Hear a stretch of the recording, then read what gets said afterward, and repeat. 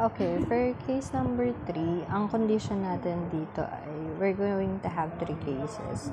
The first one is, let's say, single sine m of x dx. Okay?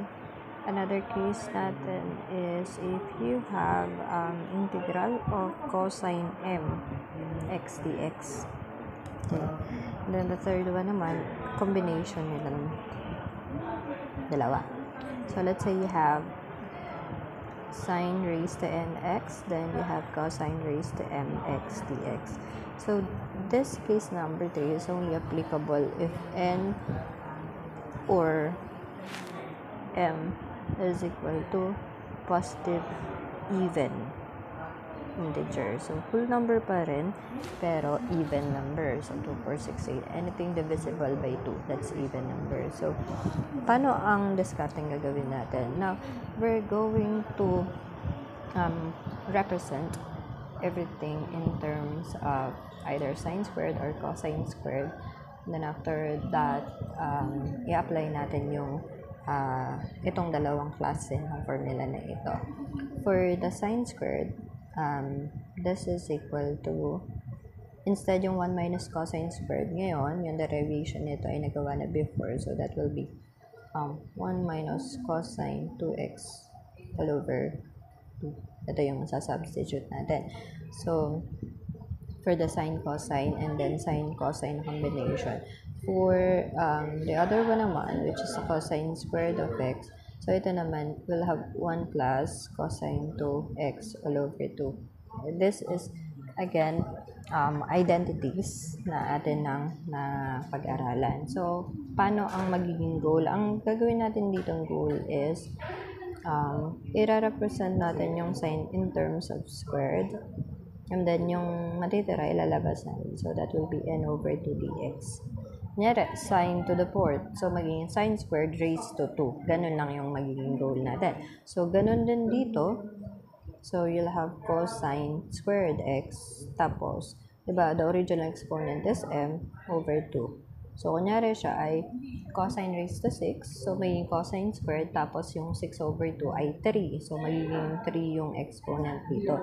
So, 2 times 3 ay 6. Babalik siya. And then, for another naman, itong last, ganun pa rin. So, express natin itong dalawa in terms of sine squared raised to n over 2. And then, ito naman, cosine squared of x raised to m over 2 naman. So, this case is only applicable, take note, if either of the two ay even number or both. Ayan, nandito sa case number 3. Magkasama sila pero para sila even. Yung kabila, pag isa dun sa dalawa ay odd numbers. Okay? So, ngayon, proceed tayo. Let's have an example. At least mga dalawang example for this. Okay, take note ha. Iba na yung i-apply natin na substitution. Not the 1 minus cosine squared and 1 minus sine squared. But this one, we're going to use the identities involving the 2x, the cosine 2x, okay, to make it simpler. Okay, so let's try to answer sample number 1. I use the sine squared of x. Ito, as simple as this. Meron kang sine squared of x dx. Ito, hindi mo na siya re-represent as squared kasi naka-square na siya. So, the thing that you're going to do here is simply replace na lang. No, kasi naka-recta na eh. So, again, you have to memorize this. Your sine squared is 1 minus cosine 2x over 2. So, simplest substitute 1 minus cosine 2x all over 2. Then, derivative of x. So, yan na po yung kapalit ni sine squared. So, afterwards, perform natin using algebra. So, magkakaroon ka dito ng, diba, according to algebra, pwede natin paghiwalayin yan. So, yung isa, you have 1/2. Yung isa naman nandito, cosine 2x all over 2. Okay, no, hindi pwedeng cancelin yan, class, ha? Kasi, hindi naman ito para sa angle. This is for the whole cosine. Okay, so ito pwede nating paghiwalayin na, distribute na natin si dx. So, ilabas natin si 1/2 dx na lang yung matitira dito. Ito. Tapos ito naman, pwede din natin ilabas minus 1/2. Okay, nalabas natin yung 1/2 na yun. Ang matitira is si cosine 2x dx. Okay, so ayan. Then afterwards yan, perform na natin yung ating integration. But, always remember, ito kasing cosine natin is not a single cosine x.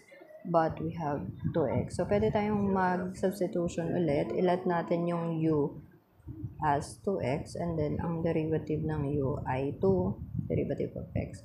So, ang kulang natin dito, diba? Ito ay magiging u, ito dx lang. Kulang siya ng 2. So, maglalagay tayo ng 2 at maglalagay ulit tayo sa baba ng 2. So, i-write natin muna itong 1/2 integral of dx, then minus, originally, may 1/2 ka na. But, since you need, ayan, mag-integrate na tayo dito. So, meron tayong cosine of 2x. Kailangan mo ng 2 para maging du ito. So, ibig sabihin, lagay ka dito ng 2, tapos yung dx. So, ngayon, since naglagay ka ng 2, you have to factor out 1/2 pa rin. Okay? Pero hindi siya ito, why? Kasi ito originally ay may 1/2 ka na. Okay? So, since naglagay ka ng 2 dito, you have to divide 2 sa labas para 2/2 is simply equal to 1. Wala kang total na binago in terms of the meaning ng equation natin. So, ngayon, i-write lang natin ito. We have 1/2 integral of dx. Then ito, 1 times 1, of course 1. 2 times 2 sa baba, you have 4. And then, pwede na tayong mag-substitution. So, this will become cosine. Ang 2x natin is equal to u. So, ito ay u. Ito. And then, ito naman is du. Yan, pwede ka na mag-simple integrate. But, please remember, this is x, this is u. Okay, magkaiba sila.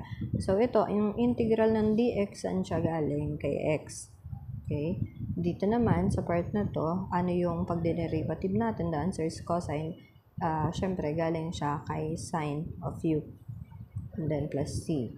Take note, this is x, this is u. So, palitan natin, having u as 2x. So, rewrite lang natin, we have 1/2 of x minus 1/4 of sine of, ang yun natin is 2x, then plus c. Then, that will be our final answer. Okay, so ito ay, kung mapapansin nyo, every time we apply the rules na in-emphasize natin for each cases, ang laging kinakalabasan ay you're going to have the substitution. Okay? Kaya we have to master the substitution kasi yun yung only option natin to make it simpler. And pag simpler na siya, pwede na tayong mag-simple integration. Okay? Kasi babalik na lang natin sa